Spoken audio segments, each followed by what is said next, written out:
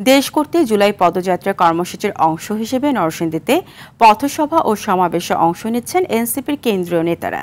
এই কর্মসূচিকে ঘিরে পুরো জেলায় চলছে ব্যাপক প্রস্তুতি। বিকেলে নরসিংদী পৌরসভার সামনে আয়োজিত সমাবেশে অর্ধলক্ষাধিক মানুষের সমাগমের আশা জেলার নেতাদের। এদিকে এনসিপির কেন্দ্রীয় নেতারা গেল রাতেই গাজীপুর থেকে পথসভা শেষ করে নরসিংদীর উদ্দেশ্যে যাত্রা করেন এবং নরসিংদীতে রাত্রি যাপন করেন।